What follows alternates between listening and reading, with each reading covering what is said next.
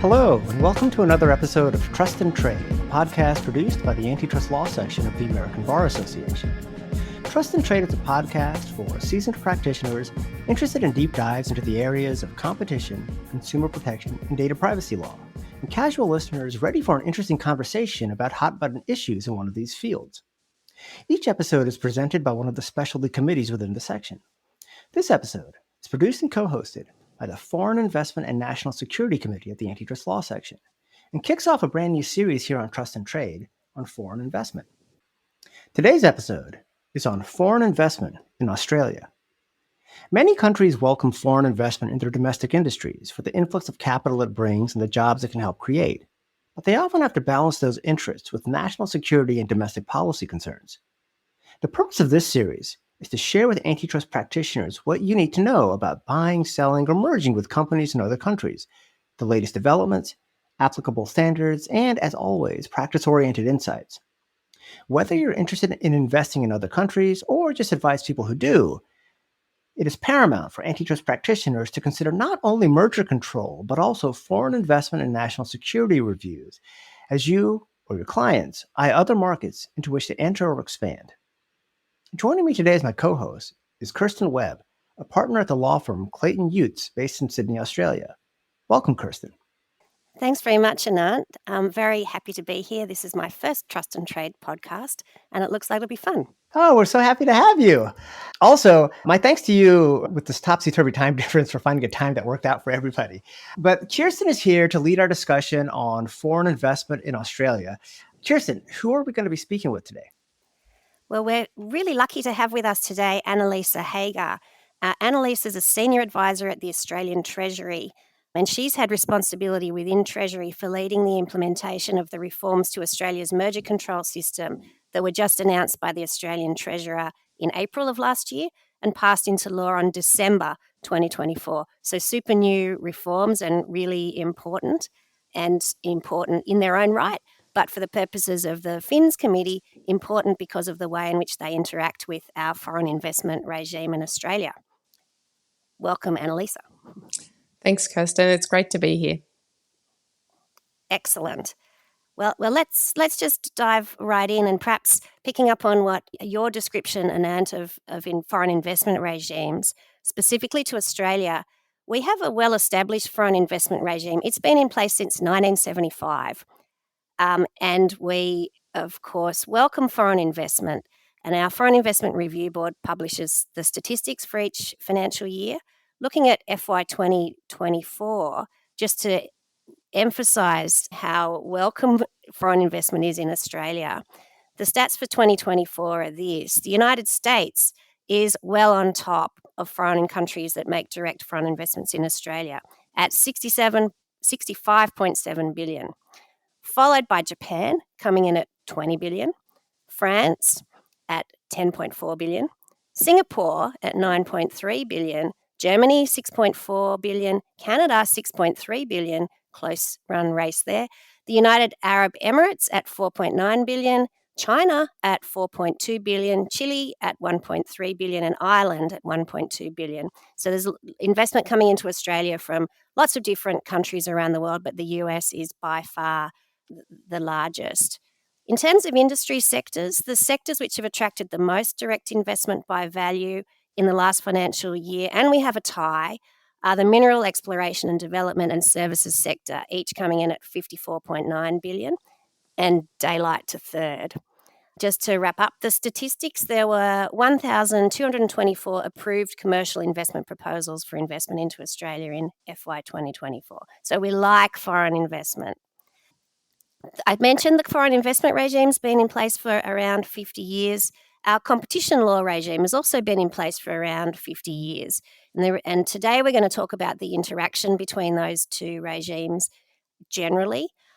That's because basically investments by foreign companies in Australia undergo a review by the Australian government to check the investment's not contrary to the national interest or for national security purposes.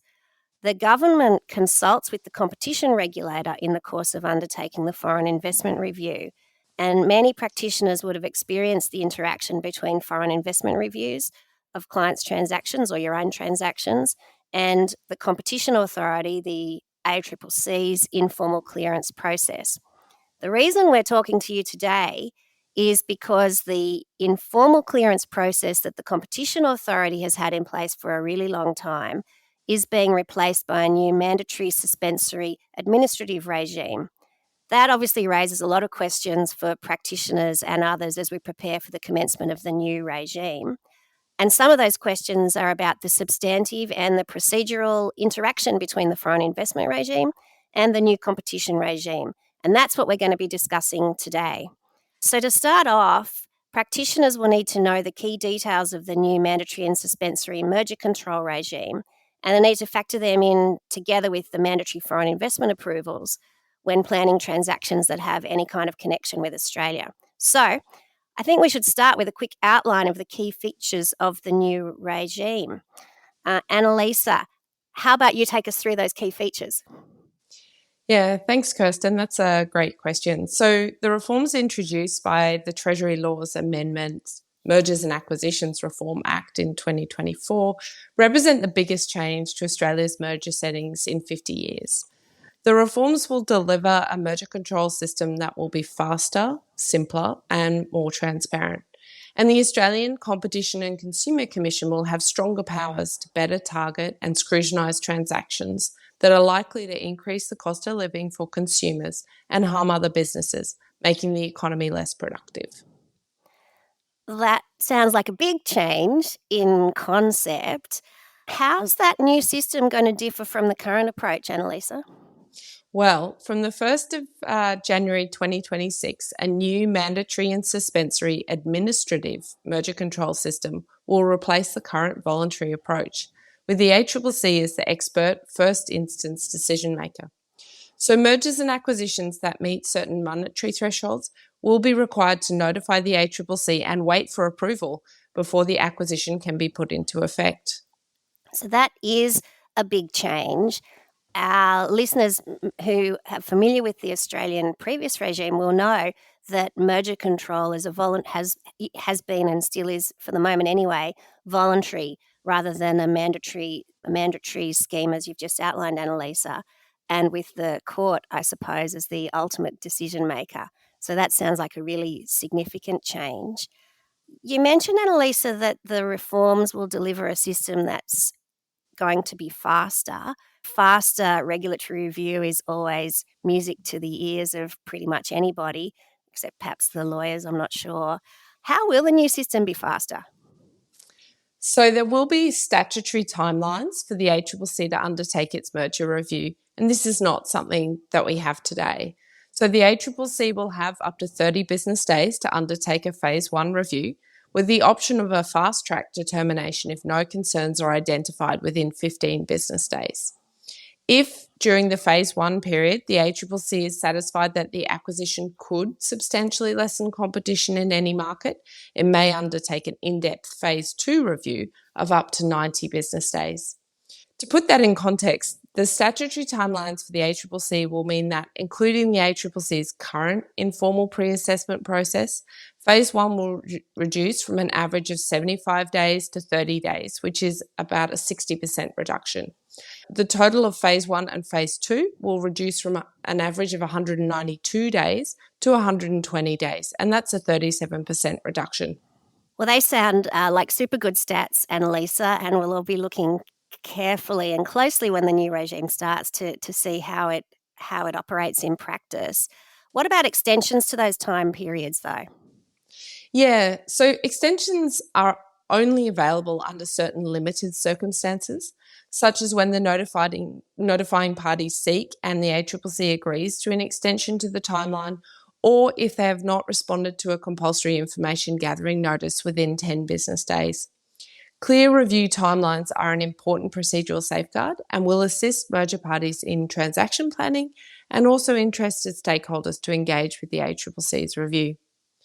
I should also mention that to increase certainty and support efficient administration of the new system, merger parties are also able to seek a notification waiver from the ACCC. Upon application, the ACCC will be able to determine that an acquisition is not required to be notified. The ACCC has indicated that it expects to make a determination for around 80% of mergers within 15 to 20 business days via either the early Phase 1 determination or the notification waiver process. And this is consistent with the ACCC's commitment to expedite non-contentious mergers and focus its resources and attention on the more complex and contentious mergers. What about conditions or undertakings? Again, practitioners who've interacted with the Australian regime over the years are probably familiar with the ACCC clearing acquisitions on the basis of undertakings given by the merger parties, like an undertaking to divest a business or similar. Will that still be available under the new regime? Yes, it will. So the ACCC will determine whether an acquisition may or may not be put into effect with or without conditions. Certain administrative decision-making thresholds need to be satisfied before the ACCC may include conditions or determine that an acquisition must not be put into effect. Ordinarily, a remedy proposal condition or an enforceable undertaking will be offered by the notifying party after taking into account feedback from consultation with interested market participants. Well, that is good to hear. Is there going to be any change to the substantive test that the ACCC applies when assessing mergers?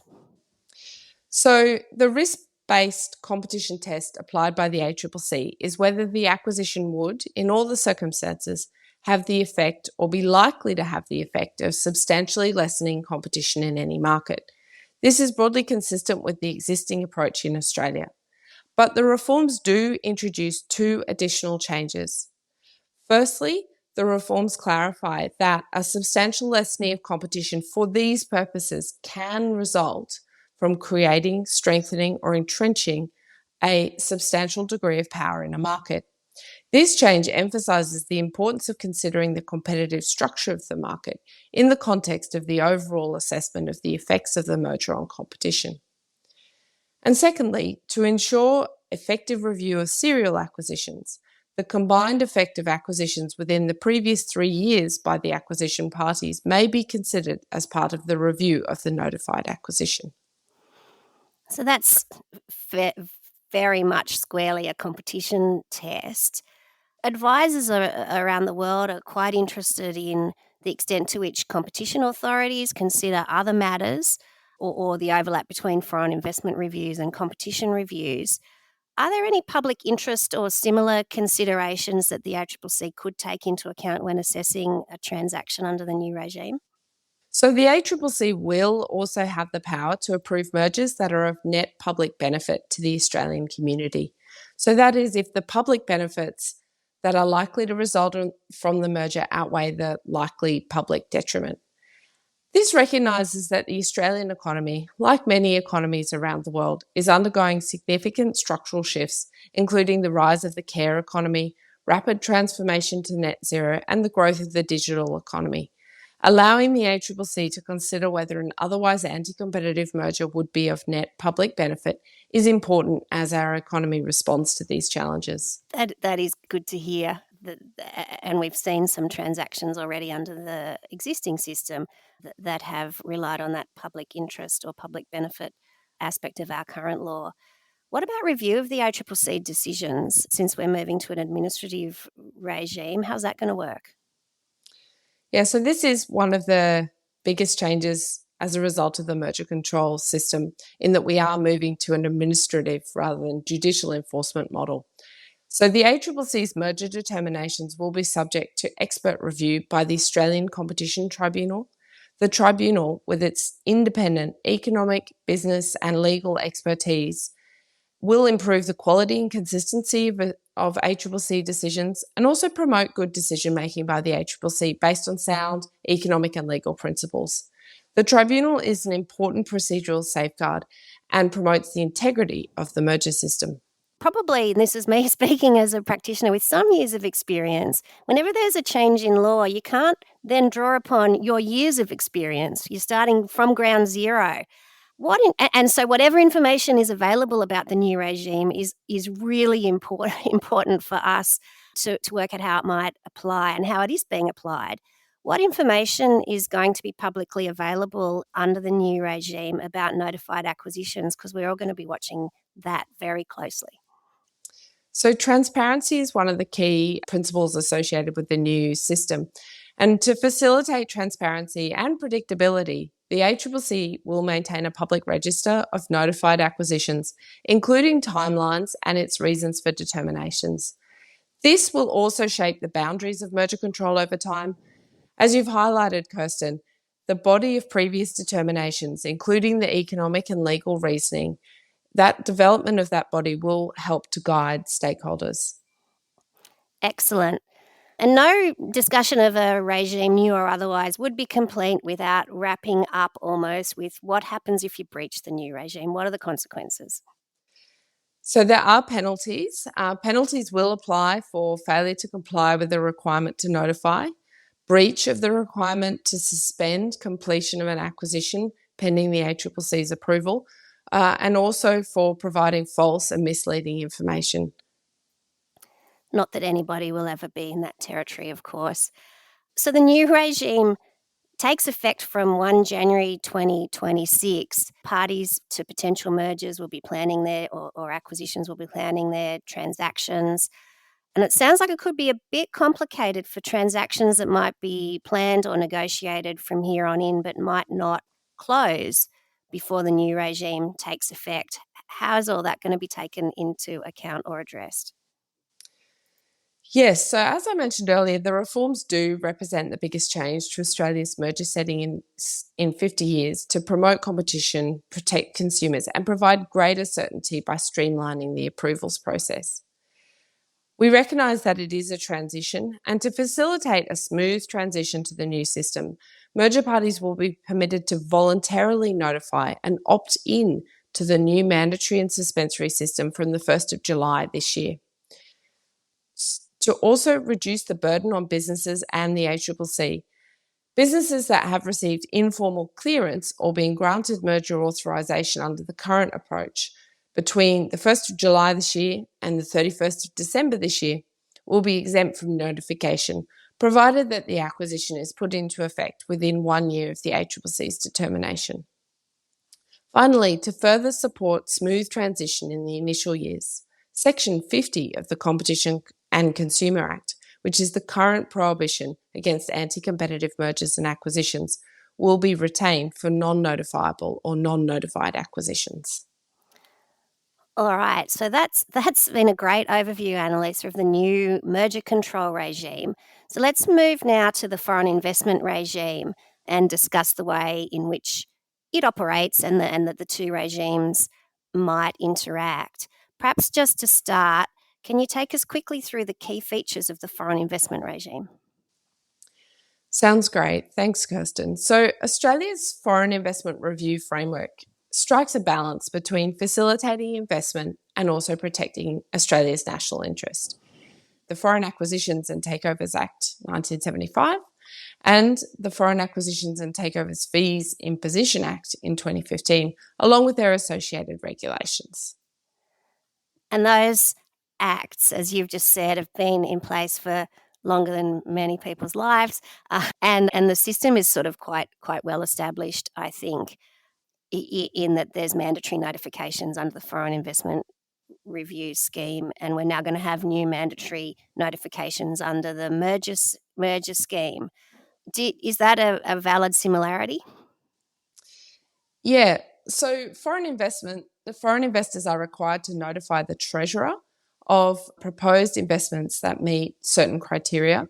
And the system, the Foreign Investment Review framework also enables investors to voluntarily notify certain investments or to seek an exemption from notification requirements.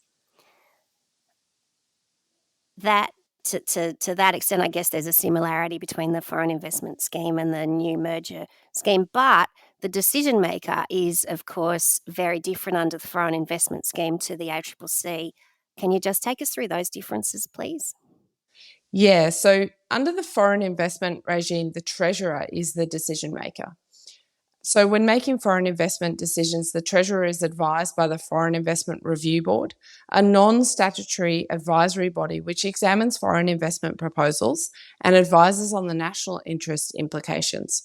But responsibility for making the decisions rests with with the Australian Treasurer.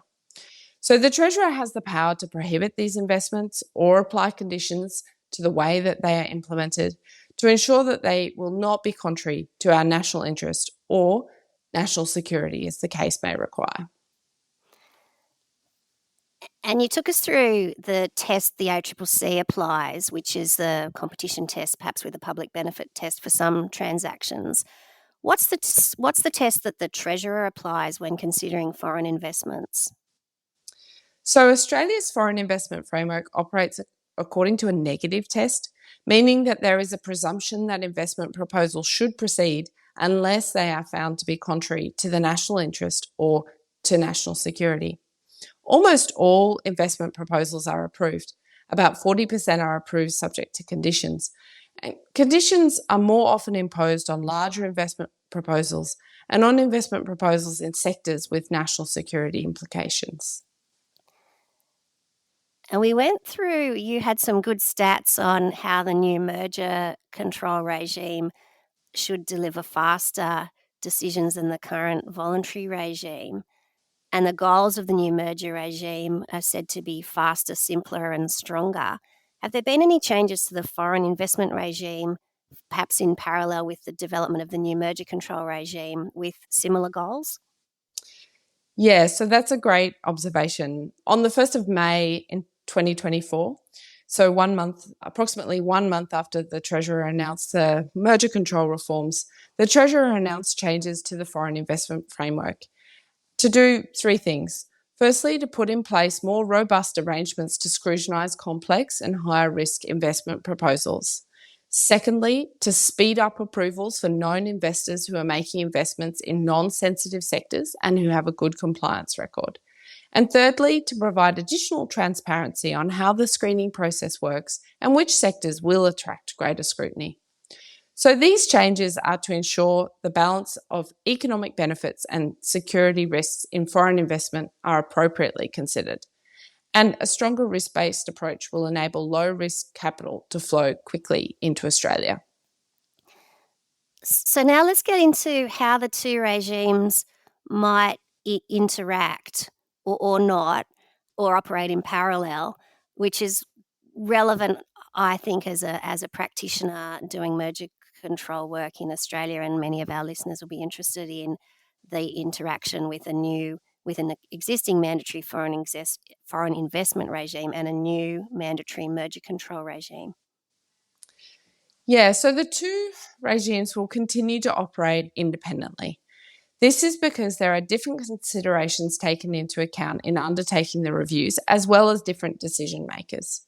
The scope of transactions captured and the notification thresholds under both regimes also differs.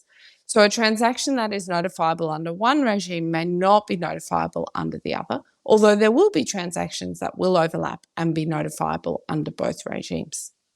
The ACCC and the Treasury are working together to ensure that unnecessary regulatory duplication is minimised. One question that parties that are planning a transaction or advisors often consider is, who do we notify first? What's your answer to that question? Which process will investors need to go through first in order to align your timing so you can close in an expeditious manner? So investors will be able to decide which application to submit first. So that is whether to lodge the merger review application first, followed by the foreign investment application, or vice versa, or at the same time. However, the sequencing may depend on the individual transaction. I'd highlight again that the new merger control system is mandatory and suspensory. So unless the ACCC provides a notification waiver, acquisitions that meet the merger control thresholds or targeted notification requirements must not be put into effect without the ACCC's approval. And that may be something that practitioners want to consider when looking at the timelines. Yeah, I think there's a fair bit in that for practitioners to consider when advising on transaction timelines. Annalisa, I know you said the two systems operate independently and will continue to do so, but many practitioners will have experienced the interaction between the two systems, where even currently where you've applied for foreign investment approval, but there has been some interaction between the Foreign Investment Review Board and the ACCC. Under the new regime, will there be any overlap between what the ACCC and Treasury consider, and how will that work? Yeah, so under the Foreign Investment Review framework, the impact of a proposed investment on competition is one of the factors considered as part of the broader national interest test. It's different to the substantial lessening of competition test. Specifically, consideration is given to whether a proposed investment may result in an investor gaining control over market pricing for a good or service in Australia, as well as the impact that a proposed investment might have on the makeup of the relevant global industry. The government will generally rely on the ACCC to provide advice on these competition impacts of proposed investments. This assessment of the competition effects of a merger may be sought from the ACCC, even if the transaction is not notifiable to the ACCC under the new system. However, information provided to the ACCC under the new merger system by foreign merger proponents should be sufficient for the consideration of competition issues under FATA, under the Foreign Investment Review framework. This will reduce regulatory duplication for businesses and streamline assessment of foreign investment proposals. This will enable most foreign investment applications which raise competition concerns to be processed more quickly, consistent with the Treasurer's announcement last year that foreign investment reviews would take a more risk-based approach.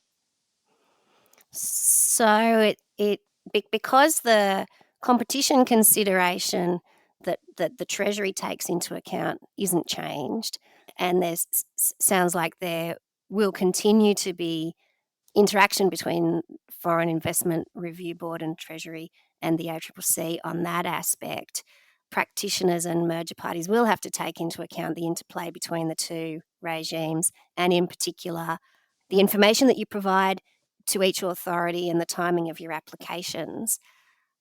Is there going to be any guidance available about that interplay to give a bit more specificity and assistance as people are working through how the new merger control regime works and how it works with the foreign investment regime? Yeah, I'm glad you asked that question. So the ACCC and Treasury are working together on guidance dealing with the interactions between the new merger control system and the foreign investment framework. And we think that this is going to answer a lot of the questions that people might have in terms of the new systems. The ACCC and Treasury expect to make this available before the new merger control system fully commences on the 1st of January 2026. So watch this space. That is good to hear, and no doubt there'll be some form of consultation on those on that guidance ahead of its publication, which practitioners are always welcome to provide input on the practical questions that we come across that may not be readily apparent to ACCC or Treasury. Noting that there's still some work to be done before that practical guidance emerges, Annalisa, are there any other matters that you think practitioners should be considering at this stage? So for the new merger control system, Treasury will this year consult on subordinate legislation, which will include, amongst other things, general and additional targeted notification thresholds, fees, and the ACCC's public register. I'd also highlight that the ACCC has recently released guidance for businesses and practitioners on transitional arrangements and will shortly consult on procedural guidance and their substantive merger review guidelines, which will include how the ACCC will apply the substantial lessening of competition test. The ACCC will also consult on the notification forms. So we'd encourage you again to watch this space, and we would welcome your engagement with these consultations. On the foreign investment side, I'd also highlight that the government is modernising how foreign investment is managed in Australia through the delivery of a new foreign investment portal. Once launched, this portal will replace the current Foreign Investment Review Board application portal, and the portal will provide a more efficient, functional, transparent, and secure experience for investors and their agents. Well, Annalisa's given us an overview of the two regimes and touched on the way in which they'll interact. Well, what do you make of all of that? I was going along writing down little nuggets as the two of you were talking, and one that I double underlined was about speeding up NatSec review of companies that had a good track record going through the process. And I don't know whether we have something like that in the US. We very well may, but I just thought what a virtuous cycle of incentives that creates for companies that are going through these reviews. But for the two of you, what are some of the other key takeaways for practitioners? So from my perspective, there's a lot of change in the next few months, so stand by for updates. For those investing in Australia, keep an eye out for developments in both regimes. As I mentioned, we're expecting guidance from the ACCC on dealing with the interactions between the new merger control system and the foreign investment framework, and that's expected before the new merger control system fully commences on the 1st of January 2026. I also mentioned that there will be consultation on subordinate legislation for the new merger control regime, and I'd especially highlight for practitioners and businesses that they will be interested to see the notification thresholds and also the fees.